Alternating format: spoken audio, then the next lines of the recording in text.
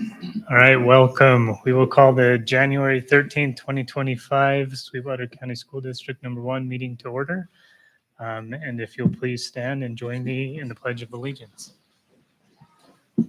I pledge allegiance to the flag of the United States of America and to the republic for which it stands, one nation, under God, indivisible, with liberty and justice for all.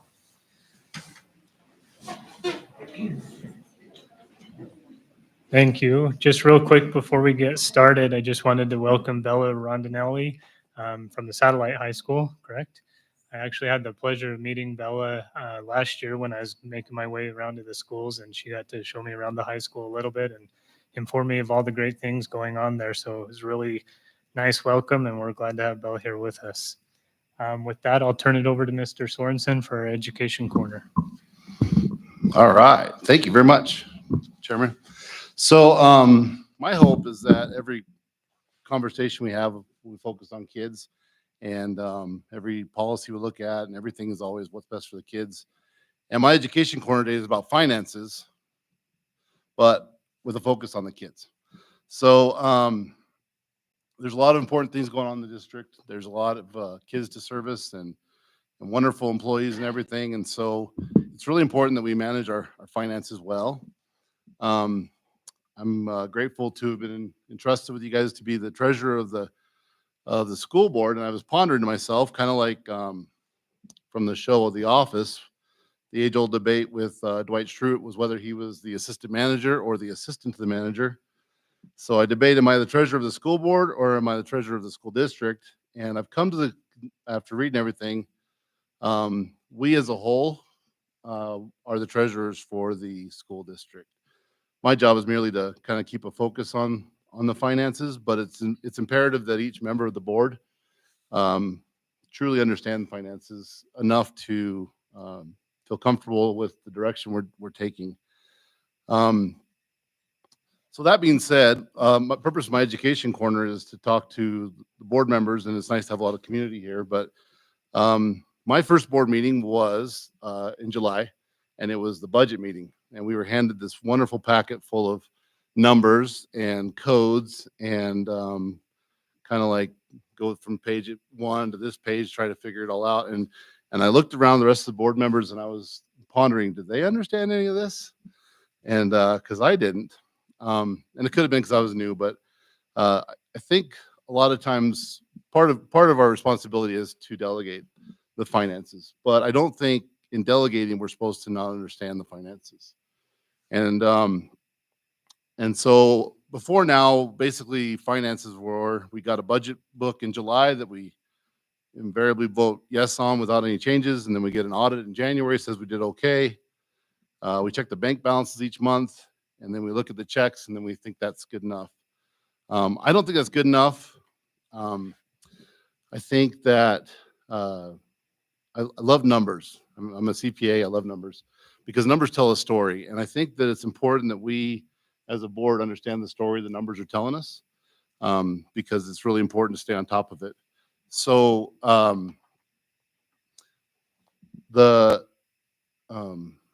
went to a training at the School Board Association meeting on finances. And the one thing that they told us, they told us a lot of things. But one thing that stuck with me is as we look at the finances and we try to figure out how to save money or use it properly, the gentleman who presenting said that you can only cut supplies so much.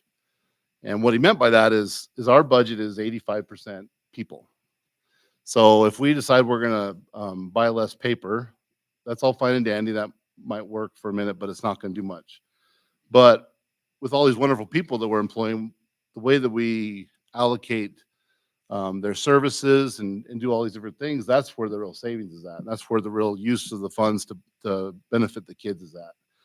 And so my goal is that we will better understand our finances. And so Chairman Wrights asked that we've talked about having workshops. So starting in February, we'll have a workshop before our board meeting. And for the board members, the focus will be on finances. And what we ask is, what do you want to know so you can better understand the finances? what questions do you have as you're looking through our budget book and through all this? What is it that you would help you to feel comfortable saying that, yeah, we're doing the right thing with finances? It would be best if we could get some of those questions from you guys far in advance, because obviously it wouldn't be nice to ask the administration to have all the answers to every possible question you might come up with there, but rather have the questions that you guys want to know. And that way we can kind of prepare for you guys and be a little more ready. The other thing is I've been searching for reports that might be better for the treasurer's report, and I found a couple that are nice, and I'll pass them out to you guys. But they're ways to track our budget. So we make a budget every year, but instead of just coming back the next year to another budget, I like the idea of month by month seeing how much of the budget we've been eating up.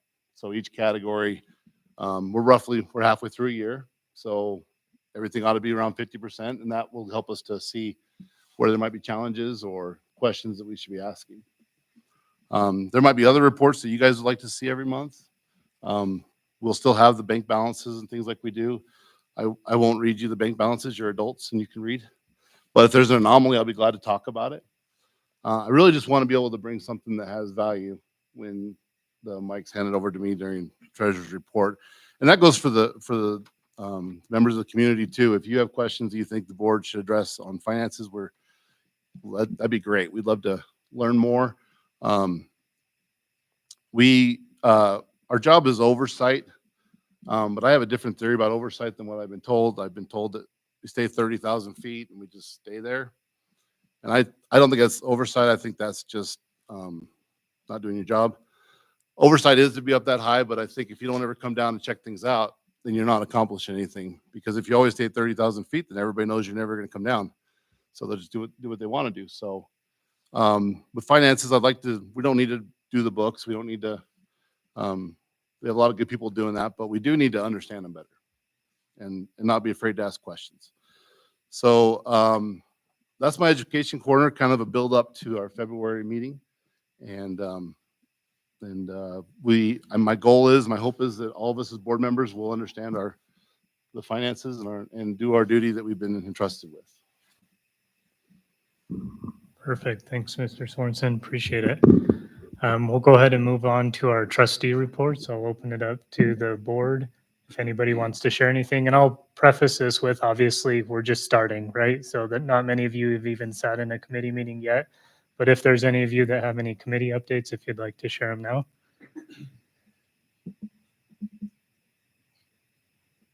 And if you don't, yes, Mr. Seppi, go ahead.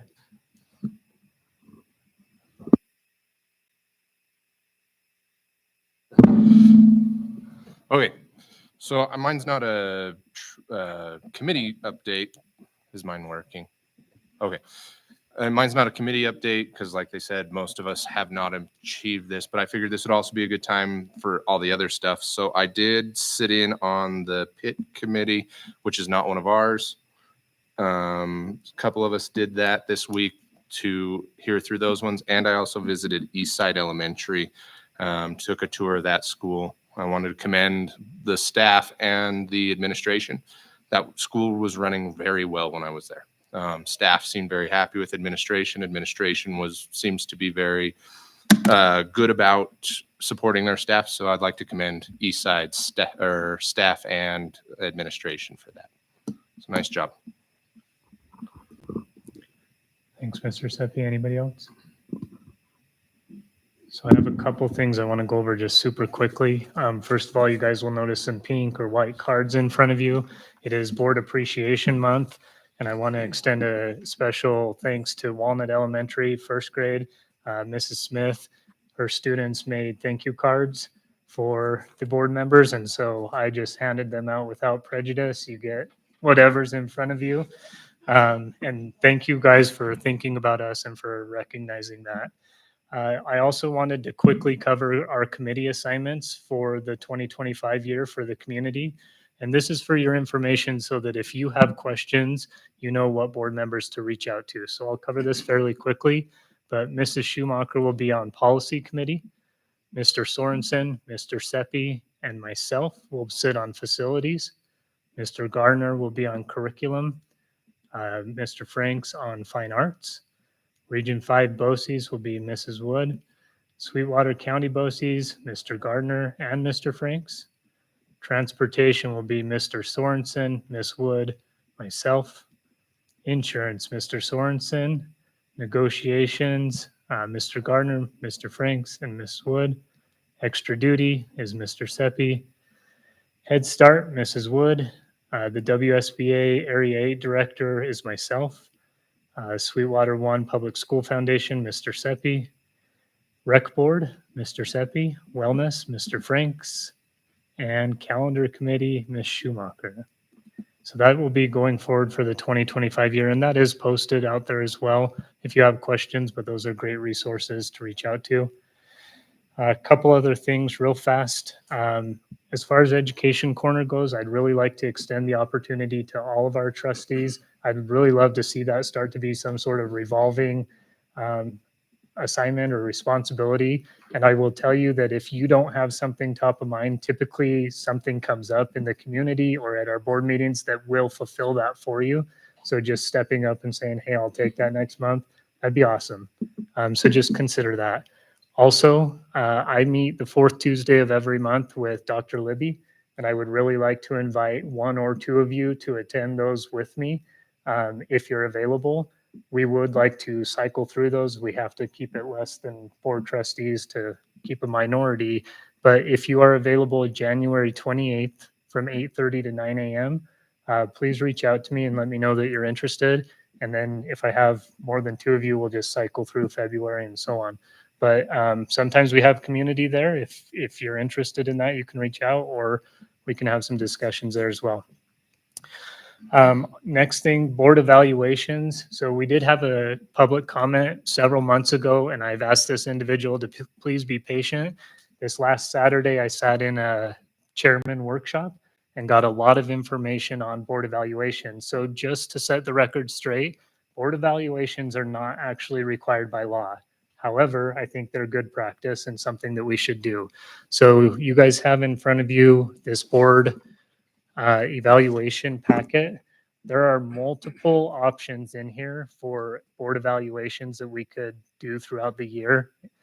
So I'd like you to look at it, provide me with your feedback, and then we'll have some discussion. Whatever one we think is best, we'll move forward with, or we can modify it and make our own. The other packet, superintendent evaluation. This one is required by law that we do annually. Same thing though, there are more than one to consider. So please look through them, see which one you think would fit best. What I'd like to propose is that these are big. We only take a couple sections, maybe in March, a couple sections in June, a couple sections in October. So we spread it out a little bit. And it would be nice if we could give Dr. Libby a heads up on what sections we'll be evaluating so that he can have some information prepared for us as well. Only a couple other things, sorry. But I also wanted to bring up that we might consider doing the book study. So when we were at WSBA back in November, those that were there, they suggested this book called The Anxious Generation. It's about all the technology in our students' hands and some of the concerns that come from that. And so if you guys so agree, we can get copies for the board and maybe just work through this together. I think the reason I'd like to see this is I think it will drive a lot of policy discussions moving forward, and we'd all be kind of on the same page, same understanding. So we'll revisit that. As Mr. Sorensen mentioned, board workshops. I would like to see us start doing those every month for an hour before the board meeting. If that works for you guys, again, we can talk about schedules, but I think that if we're going to have an effective board, we need to have good communication, and that's one of our opportunities to do so. So February is already set for us. Mr. Sorensen's going to lead us in the finance discussions, and we can come with questions. I'll be at 5 o'clock just before our board meeting in February. But I would like to continue doing those going forward if you guys agree. And again, I think the topics will come up naturally. I would also like you to consider a board retreat. So the idea is that for us to be effective, we need to have some goals and some visions set up as a board, or how do we evaluate ourselves? And so the board retreat was a recommendation from that board chair workshop. I'm just going to throw out, I think is February 8th. It's a Saturday. So if that does not work for you guys, we can consider other times, but it'd probably be 4 or so hours where we walk through Dr. Libby's vision, our vision, create some alignment, and move forward from there. So just consider that and get back to me on if that time works. Also, for your knowledge, I will be at the WSBA Board of Directors meeting February 1st and 2nd in Cheyenne. And that actually goes into Monday, February 3rd, where legislative session kicks off and has some exposure there. So let me know if you have any questions or concerns I can take there with me.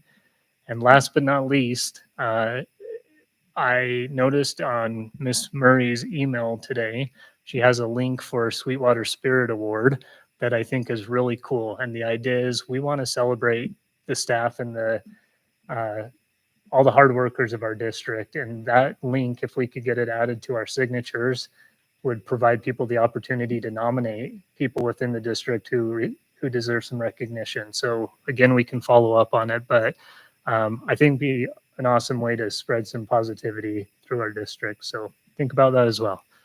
And with that, I will turn it over to Dr. Libby for our superintendent report. Thank you, sir. Board members, quick updates. I always try to go over our student enrollment.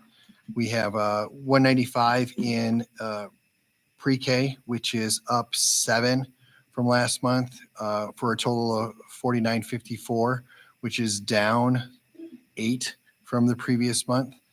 A few awards, and we ended up getting a $5,000 grant award from, make sure I say this right, Tata Chemical, donated for our Tigers for Literacy program. So we have a $5,000 reward for that. We have student information here too that I always find it nice that people kind of let me know when I'm out in the community if we have something that really cool happened. Scott Nedrow, who works in as our assistant director in special education, his son runs for the University of Wyoming. And where you at, Scott? There you are. Riley Nedrow, under 20 USA marathon record holder. He, he's the record holder.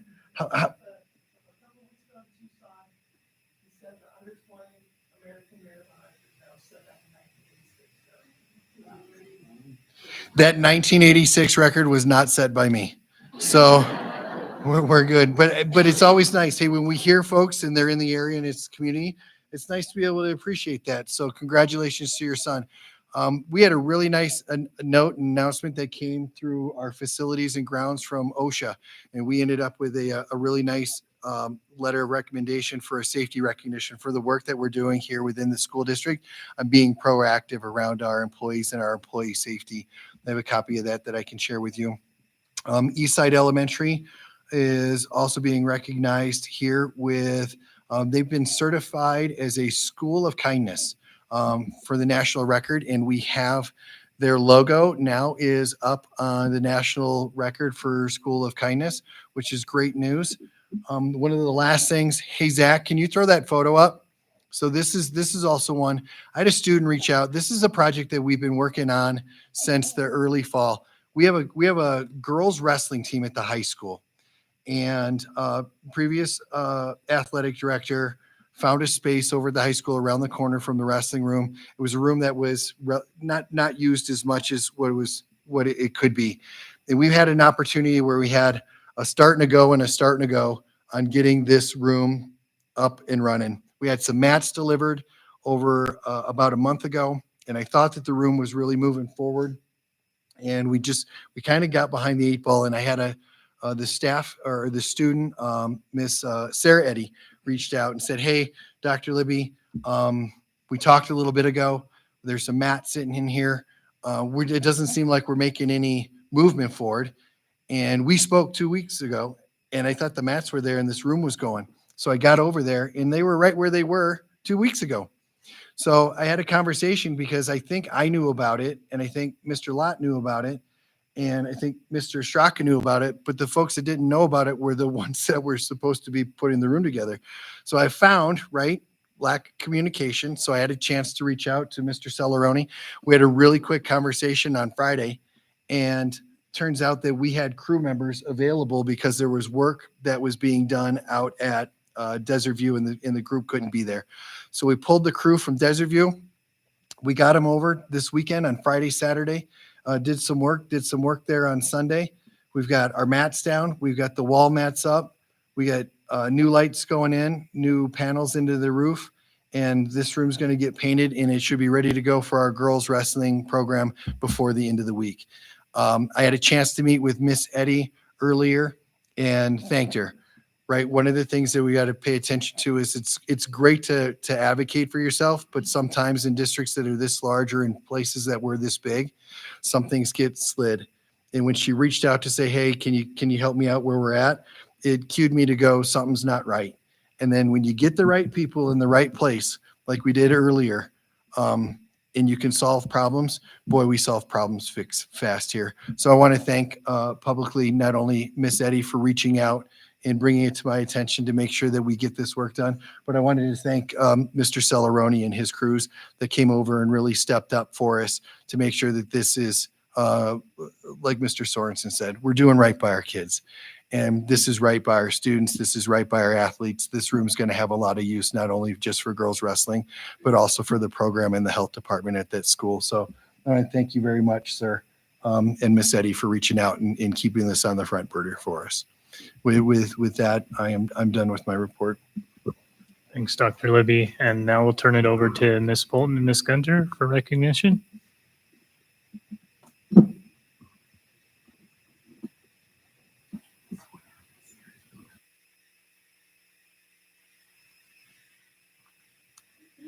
Dr. Libby, Chairman Wright, and trustees, if you could join me down on the floor.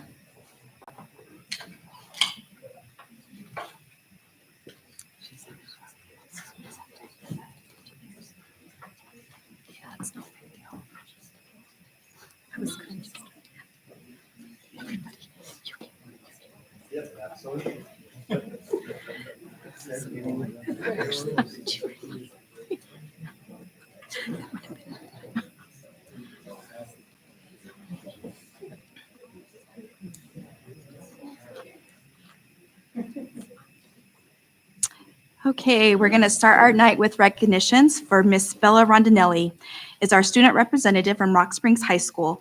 We would like to thank Bella for joining the Board of Trustees this evening and sharing a fresh student perspective.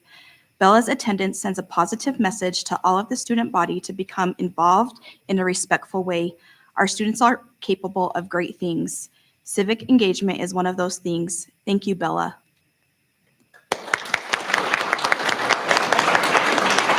Rock Springs administration, if you can come up, please, for the picture.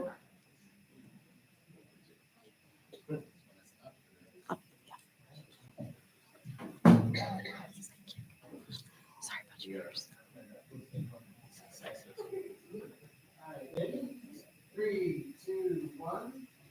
3, 2, 1.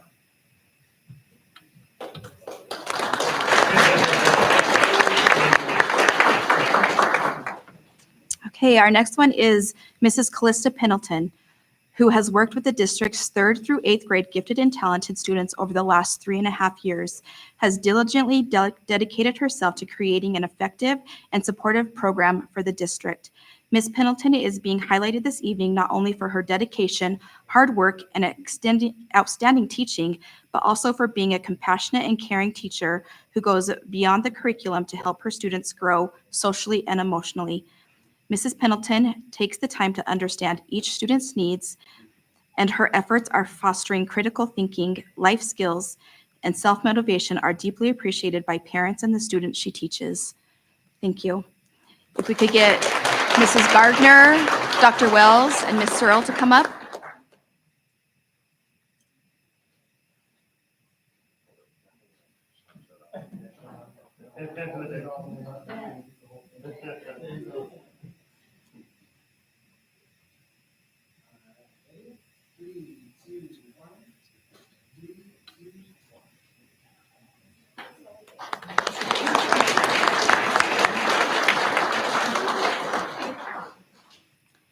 Tonight, we would like to take a moment to recognize the generous donation made by Clara DiBertoli in memory of her mother, Maria DiBertoli. Clara has donated $500 to our school lunch account, which will go directly towards supporting 20 students, providing $25 each to help with their lunch costs. This thoughtful contribution will make a significant impact on the students' ability to focus on their education without added concern of lunch expenses. We are deeply grateful for Clara's kindness and her commitment to supporting our school community.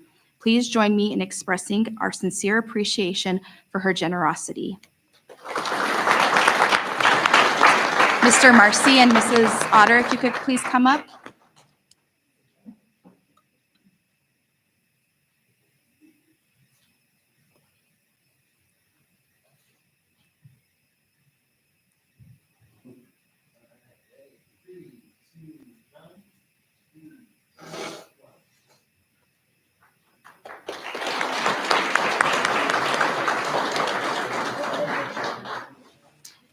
We would like to recognize Eastside Elementary School fourth grade student Mason Sheese from Mrs. Curie Walters' class for creating a plan and speaking to the entire school, a student-led school safety committee called the Glass and Litter Protection Program.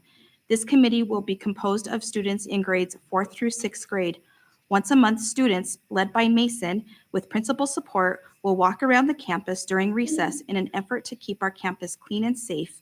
Mason created a comprehensive plan and presented this plan for the committee to the entire school at a recent assembly.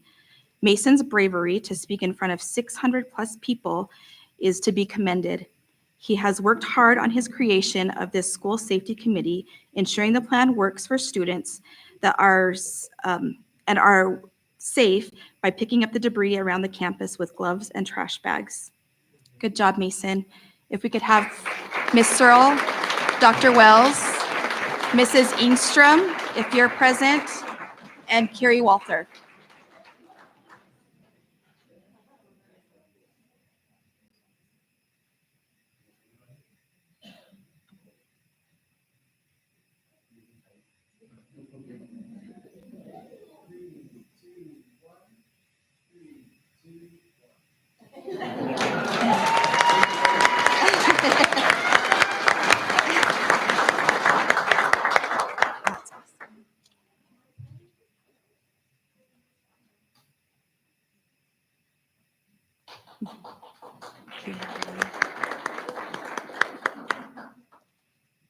We would like to take a moment to recognize Paul and Brianna Alvey for their exceptional contributions, both as dedicated parents as business partners in our community.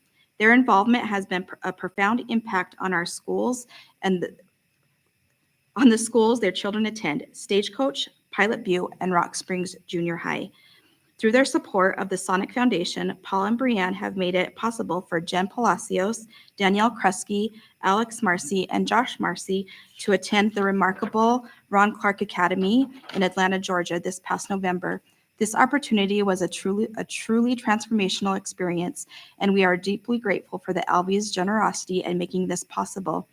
In addition to their involvement with the Sonic Foundation, Paul has volunteered as a watchdog at Pilot Butte for the last 2 years, making a positive impact on school community.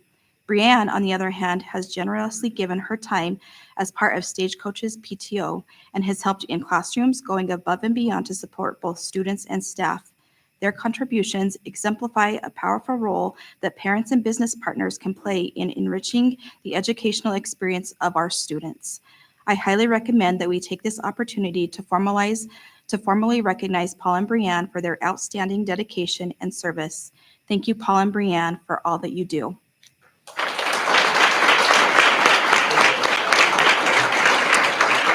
And if we could get Ms. Palacios, Ms. Otter, Mrs. Marcy, Mr. Marcy, and Mrs. Krusky. Yep, thank you.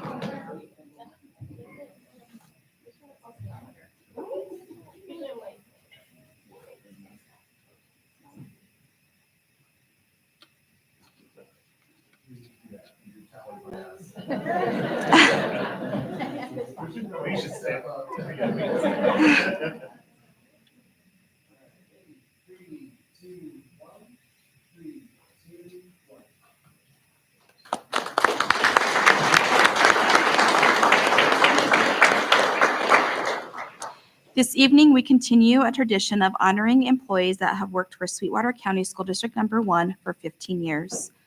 From the Curriculum Department, Mr. Mark Cholak.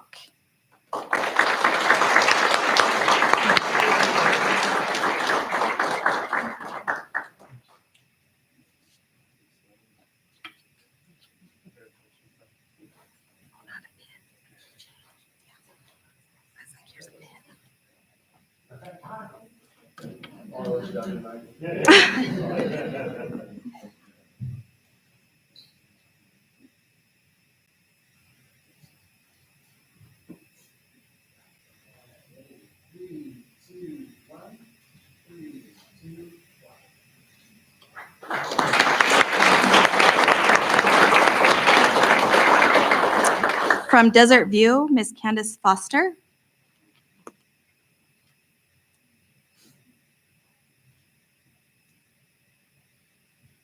Been way more than 15 for the Yes. record. I started in Nevada. Oh, I'm on year nice. 21. That's awesome.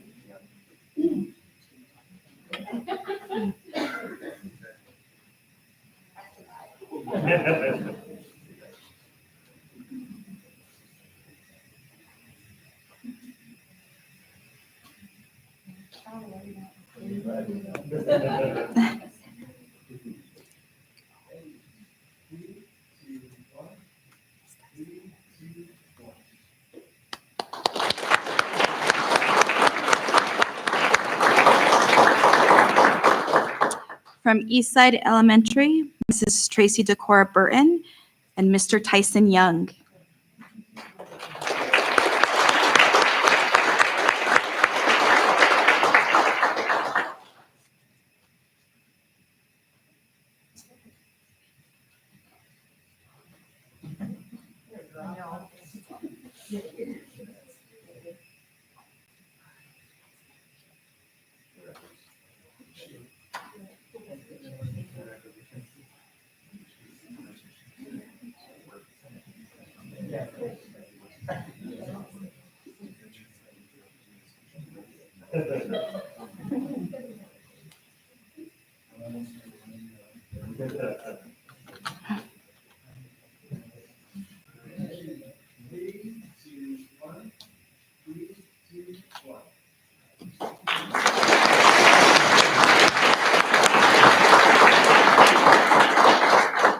From Pilot Butte Elementary, Mrs. Margaret Willoughby, Mrs. Kim Fouts, and Miss Tanya Swinson.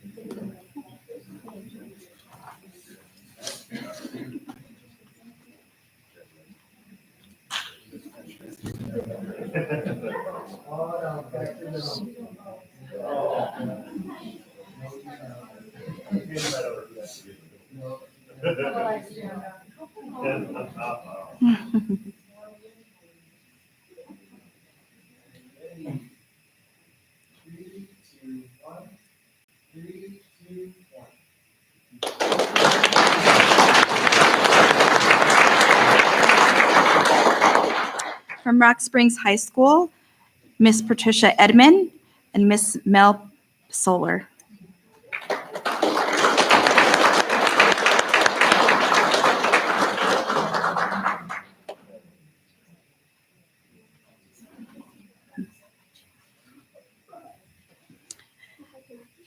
Rock Springs administration would like to come up for a picture.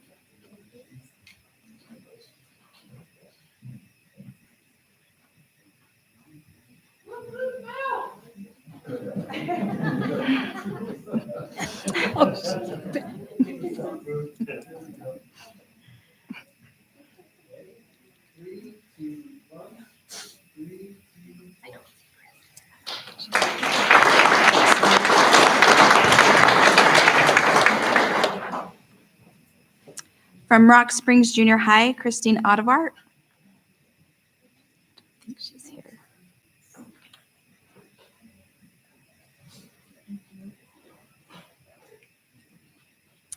From Sage Elementary, Miss Emily Jackson.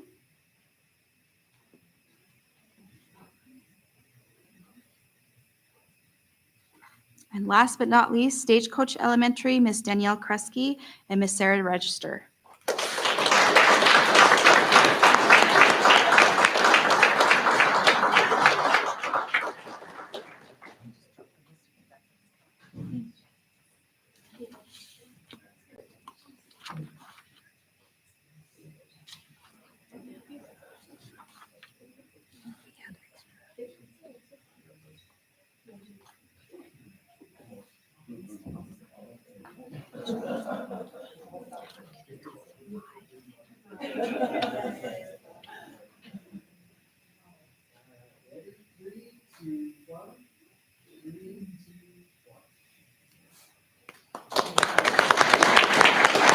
That concludes our recognition for this evening.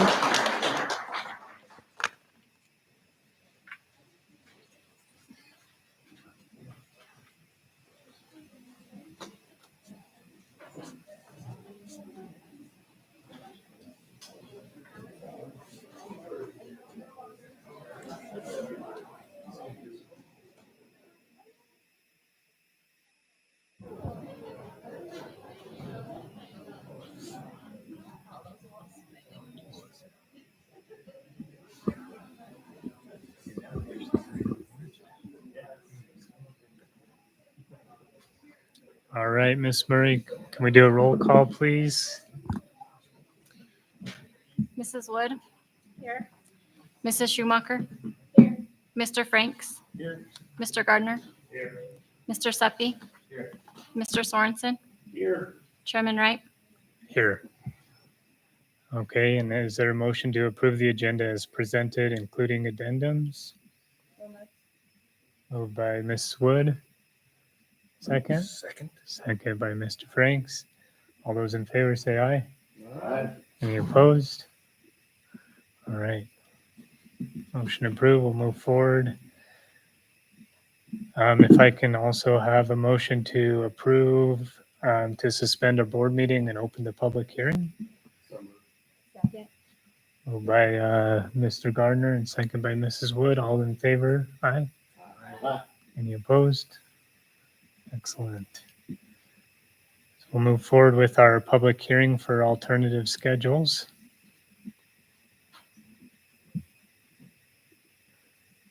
And Ms. Bolton, are you covering that? Thank you.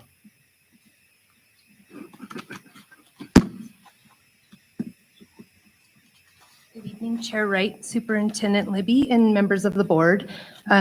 We are on our second year, so it was time to run the calendar committee.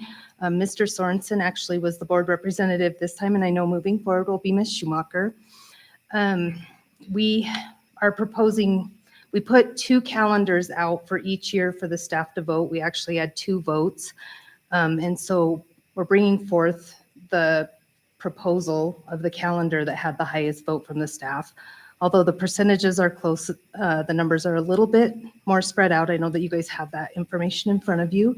I just stand for any questions that the board may have. Mr. Sorensen or Ms. Bolton, do you want to just highlight the main? Okay, it's up to you. It's a little different than we've had historically, so. And I'm fine if Mr. Sorensen wants to highlight anything. Oh, I mean, I'll point out the things that I found interesting and then turn town, you know far more than I do, but it seemed like there's a real drive to want to start later. And that's obviously a discussion you always hear around is why don't we start later? But there's the trade-off that you're going to end later and that semester's not going to align with Christmas. So kids have to come back from Christmas and finish their classes, which is I think that's the biggest downfall or potential. I mean, it's the biggest challenge with starting later. Would you agree? Yes. But it seems like there's a lot of people want to give that a shot, which would be interesting to try. I think we've been doing this way for, how long have we been doing earlier start late? I don't It's been even a long know. time. It has been a long time.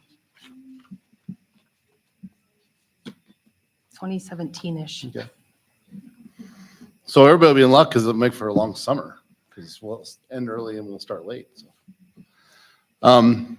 The other questions were that were brought up, and I think I brought up last meeting, was with regards to having a break in February because there's a lot of time in class there. And then the other one that comes up is Thanksgiving break.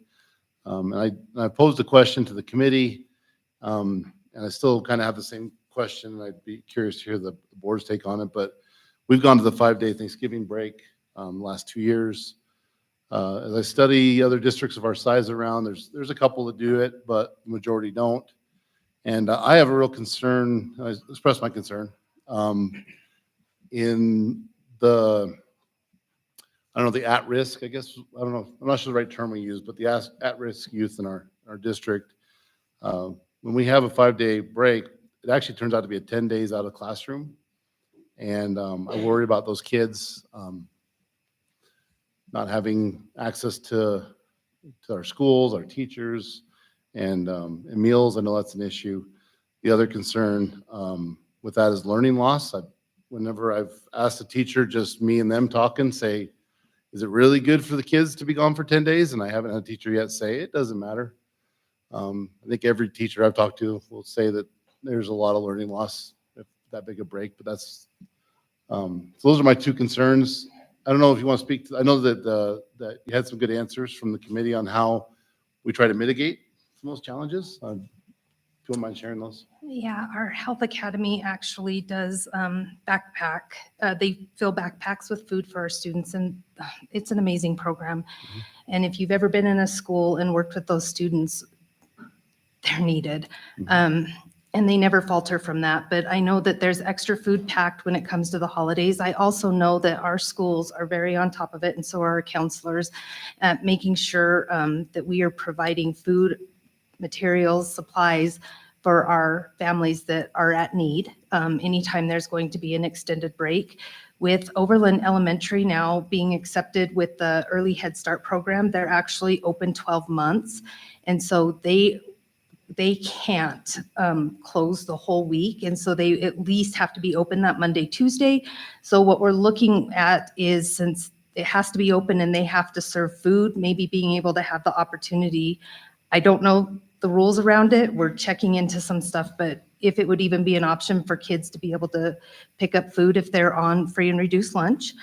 We don't know the answer to that yet. Ms. Fletcher, our at-risk coordinator, did respond to the email as well and said she's not so sure it makes much of a difference one way or the other, whether it's 3 or 5 days. We're always concerned and worried and trying to intervene. Same thing for Christmas break. The vote on, we had 4 calendars go to vote initially. One was with 3-day Thanksgiving break, one was with 5-day, and everybody on both years chose the 5 days. So the 2 5 days went forward for a second vote to all the staff, and really it's just a start and end date. Both of them start later than what we have in the past. And so, like I told Mr. Sorensen, I think it's a very valid concern. I know that we're always looking for solutions to help our families. Thank you guys for that. Any other questions? Ms. Schumacher. I don't have any questions, and I've talked to Mr. Sorensen a couple different times about this, even prior to being now on the calendar committee. And the one thing that I definitely understand the learning loss, and I am sure that that is the feedback that Mr. Sorensen has definitely got, but I've talked to a lot of teachers about that as well. And one of the big things that they say is that sometimes it's a lot, there's 2 lost days no matter what, because when the students are going for a 2-day school week, families are either pulling them early either way to go on vacation or trips, or it's not very productive within the classroom. And granted, that's more elementary, probably age kids, you know, they're excited. There's just a lot that's going on as far as that all goes. Or really the way that they structure their curriculum, although they're learning, it just doesn't seem as productive, I guess, is the biggest thing. But that's one thing that I would just note, and something that I know I'm taking into consideration too when it comes down to making the final vote on what to do here, because that is kind of just the opposite of what Mr. Sorensen has heard as well. And of course, there's always the concern of at risk, and I'm glad to hear that that's something that's already being taken into consideration. And Ms. Schumacher, at the last board meeting, you had brought up wondering about attendance when we had, and so we did go back and pull the attendance reports. And we have about a third of the staff and about a third of the students consistently absent those 2 days. Just information for you because I know you had asked. I appreciate that. Thank you. Mr. Seppi. I was recently at the PIT meeting for some scheduling stuff that's going on with specifically the high school thing. And I will commend the calendar committee for trying to do a 2-year out, because right now everything is kind of in flux, being year to year how it's currently at, so that we can stay ahead, so that schedules can be made ahead of time. I do see some drawbacks to that in the future that I think we may need to be conscious of, because we can make it, as a board, it is chosen that we've been at this 4-day week and things like that. And I don't want us to look at this and decide that we're stuck into something for 2 years or longer with that. We still need to consider looking at some of the information long-term as well. However, the two years in advance does help some of the school district for helping to schedule ahead of time, which I think is a good plan in general. But at the same time, we also need to make sure we're looking at what's best for our students, which may be good this year, may not be good in 2 years.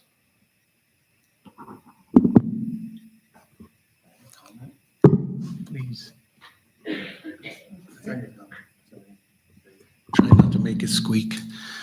So I guess, and I brought this up with some of the board members here in the past too, with the kids, because I've had community members reach out to me about this as well, even with the, 4-day school week, about the kids being at home with no parental supervision.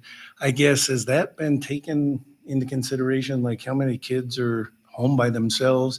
I know the food issue is a big thing as well, but just being home unattended. I haven't heard, that was a concern when we were looking at the 4-day week, but it's not a concern I'm not saying that it's not happening. It's just not something that's really been brought to our attention. I know that the Boys and Girls Club is running. We run some Friday activities and Friday school on our Fridays off, which I believe, I don't know for sure. Can they eat if they're at Friday school? Okay. So I don't know. We did follow up with the police department afterwards to see if crime rates increased and some of those concerns, and they said no. I had followed up with the rec center to see if they were overwhelmed with kids unsupervised, and they said no. So I don't know. I don't know what it is out there because nothing has actually come our way on it. So. Any other questions or comments? My only question, more like procedural, since my first year through calendar. So that we're hearing it now, and then in February, a calendar will be presented to the board to vote on. Is that how the process works? So you guys have the calendars in front of you of what the vote is. And so, yeah, it's information this time. Okay. We have to have a public hearing and then, of course, public comment specifically to that. Then it stays for the month. And then next month, yes, it'll be up for approval. Okay. So the main data point we have right now is the employees choosing what they like. That's always been the process in the past that we put it out to our employees to vote. And it affects them very much, so I totally understand. I just didn't know if there's other data points that we consider when we're approving the final calendar, or is it mainly just taking off majority of what the staff wants, or how do we? So I hate to even say this, how it's always been done in the past. So- That's our favorite. I know, I'm sorry. It's always gone out to the staff as the vote, and it has never gone to the students and to the public for vote. Okay. Thank you. Excellent. Thanks, Ms. Bolton, for the information. Okay, we'll move forward to item 5, public comment for public hearing. And at this time, there's been no written public comments submitted. So we'll move to item 6. And If I can please have a motion to close the public hearing meeting and reconvene the board meeting. Moved by Mr. Franks. Okay. Second by Mr. Gardner. All in favor, please say aye. Aye. Any opposed? And I'm working on this. Any discussion? I know, sorry. I'll get it. Excellent. So, motion approved. We'll move forward to item 7, which is our communications and correspondence. So again, I'd just like to say thank you for attending today's board meeting and for your ongoing engagement with the district. As we move into the public comment portion, we kindly ask that each speaker limit their comments to one opportunity. If you've already submitted written comments, we kindly request that you refrain from addressing the board again on the same topic. All written comments will be posted in the written public comment section of the agenda for review by all attendees, including trustees. If you have a concern regarding a district employee, please know that in order to protect privacy and ensure due process, such matters will be addressed in a closed session. We encourage you to utilize the district's official complaint process, which can be found on the district website along with the necessary forms. And if you are unable to finish your comments within the allotted 3 minutes, we invite you to submit the remainder in writing to the superintendent or board chair. These submissions will be shared with all board members after the meeting and will receive a response in the same manner as public comment. So with that, we'll open it up for public comment.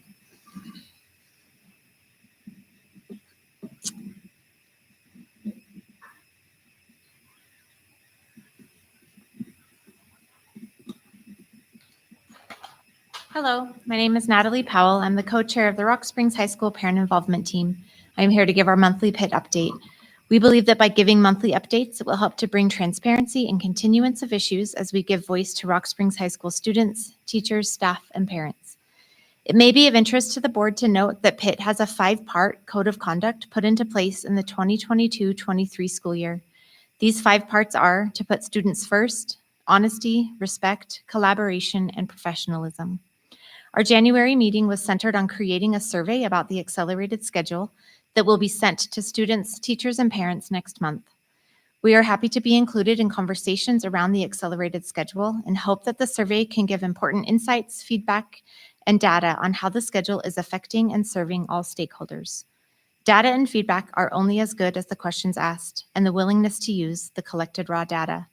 We will be finalizing the survey in February's meeting, and it would be a great opportunity for anyone interested to attend and give input and ideas. We must be careful to avoid confirmation bias and ensure the wording, format, length, and type of questions used allow for a quality survey. Suggested questions include a combination of multiple choice and open-ended questions, including questions on content retention, taking into account that students have core classes for half of the school year, the helpfulness of Edmentum, if students and parents feel prepared for key performance indicators like YTOP and ACT, class length, schedule balance, engagement, and if teachers and students feel that they have people at school to whom they can rely on. We are also interested and remain committed to the new high school. We need to continue our efforts in this legislative cycle and stand ready to help however needed. We welcome anyone interested, including students, teachers, parents, community members, board members, and central administration to attend our next PIT meeting on February 3rd at 6 p.m. at the Satellite Campus. PIT meetings provide a time for valuable, open, face-to-face dialogue with high school administrators and allows time and space to ask questions and gain further clarification on issues. Each meeting has an agenda. We take notes at each meeting and share those notes on our Facebook page, as well as these board reports, as we believe transparency is essential to the process. We can always be reached via email at rshspit307@gmail.com. Thank you. Thank you, Ms. Powell. Any other public comment? Go ahead.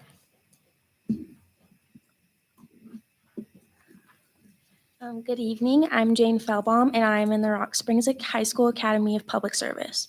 I am representing the Health Occupation Career Academy, HOCA, the Academy of Public Service, APS, and the Career Technical Education, CTE Academy at Rock Springs High School. This is our report of activities from the November school board meeting through today. Juniors and seniors in the APS and HOCA academies have been job shadowing around the county. Seniors in all three academies are mentoring at the K through 6 buildings. Juniors in the Academy of Public Service are working on resumes and job applications. We are hoping to bring in business partners to give our students feedback. Students in the APS and HOKA academies have completed 496 community service hours in the last 2 months.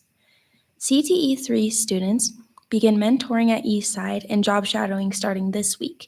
CTE 2 students are working with Chad Banks on a community service project. Members representing all three academies are involved with FBLA. FBLA placed third in state in their online tournament. Thank you for your time. Thank you, Jane. Any other public comment?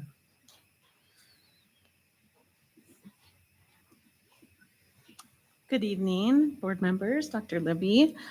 So I just wanted to give a little update. I know that last year we kind of surprised everyone with the announcement that we would be kind of transitioning away from Make-A-Wish. So I wanted to give you an update about what Student Council is up to these days with our first annual Love Local fundraiser. And so this February, Rock Springs High School, in combination with Green River High School, student councils are going to come together to make dreams come true for families and organizations all across Sweetwater County through our very first local fundraiser called Love Local. This heartwarming initiative invites local families and community groups to submit applications, essentially like their own little wish list, that they will be able to have the chance to have their needs fulfilled and their needs or their dreams fulfilled and their needs met. The Love Local fundraiser is anticipated to be more than just a celebration of community and spirit. It's a commitment to bringing the support of those in need. We know that our community does a phenomenal job in coming together. I think last year between Green River and Rock Springs, we were able to fundraise over $60,000 in 1 week each. And so we really have just felt the passion and the need to move more of those funds to keep them here locally in our community. And so we are, opening it up to, either people that maybe need medical needs met, whether it's providing essential household items, funding school supplies, just creating opportunities for our local youth. Our goal is to spread warmth and generosity during the coldest months of the year.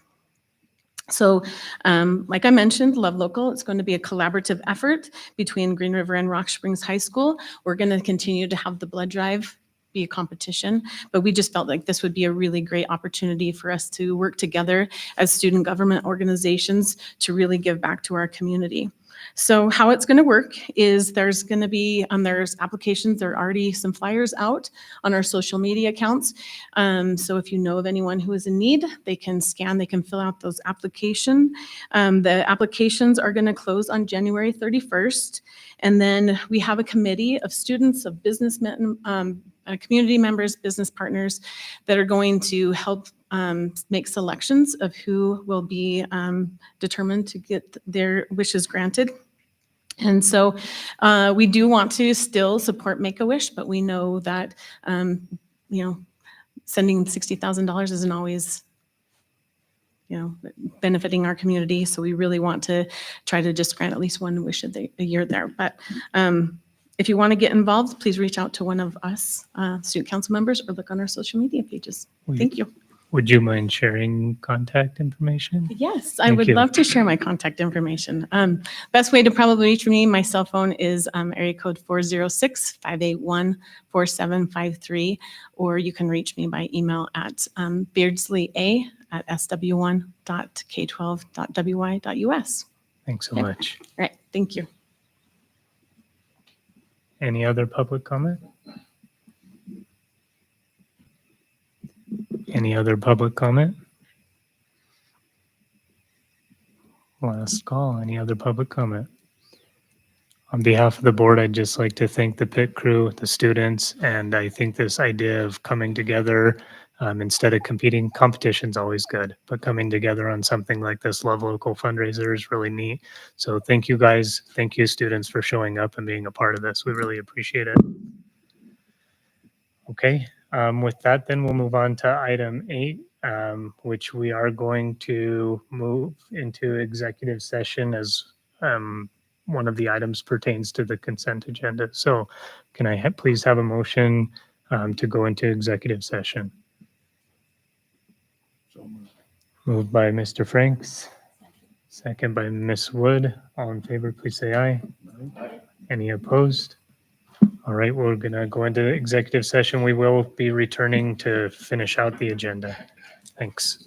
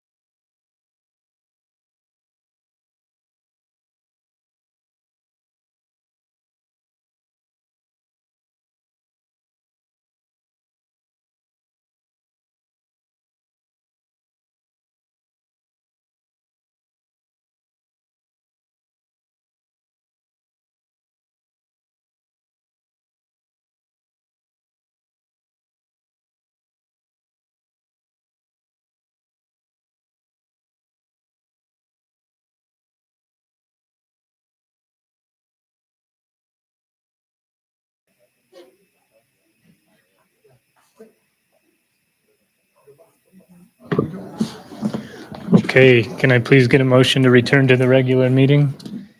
Motion. Motion by Mr. Franks, second. Second by Mr. Seppi.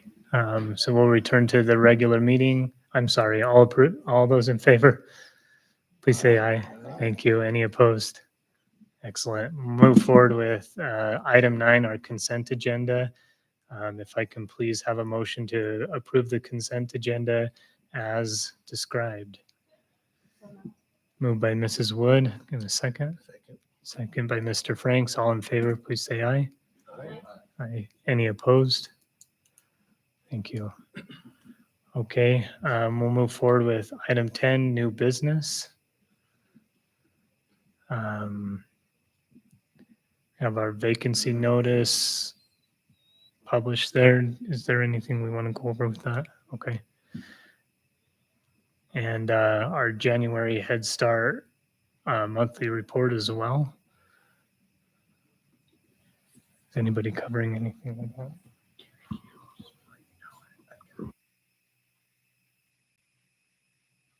Okay. Excellent. Are there any questions from the board on the Head Start monthly report? We do have Mrs. Ellison here if anybody has questions. Mr. Sorensen? I do. What are we looking for when we're checking out a Head Start report? Maybe educate me what our responsibility is towards Head Start. Or, Mrs. Ellison?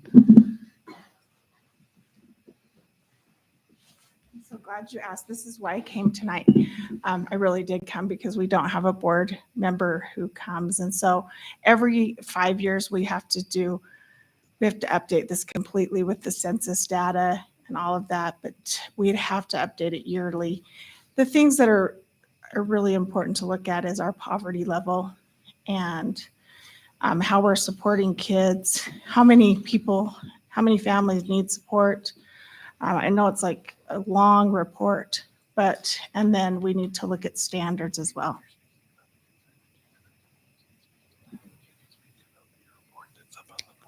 Just for information as well, we did have the gap in a trustee because Stephanie, with the change out in election, so going forward, Angelica will be on the Head Start. So on this report, I thought I got a little ahead of myself. So on this report, we are looking at making sure that we are staying within our budget. And as you can see, we still have some more money to spend, which is mostly allocated to people. And so if you were to see that we were getting out of line, we would definitely have to make a change. But we've got some more money to spend for this year. But that is at least 85% in people. okay. Any other questions?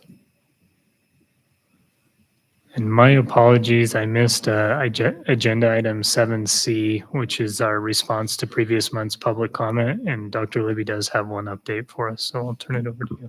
Thank you, sir. I appreciate that. I should have spoke up earlier. I just want to make a quick one. So earlier in the school year, we've been working on some library books and checking out library books. And there was a long conversation around content and how we were identifying content that was in libraries that was above grade level reading in some of our schools. One of the examples is that we have some books over at the junior high that are actually written at an above grade level, and those books have a mark on them. But that same book can be out at the satellite or at the high school, and because it's of the appropriate grade level, there's no mark on the book that identifies it. At the high school and at the satellite, there's books that are considered adult literature or written for adult age. Those books are identified. I've been working with Miss McKee. And we've come to a realization that trying to put an identification on the book around what the content in is almost impossible to determine because it's subjective.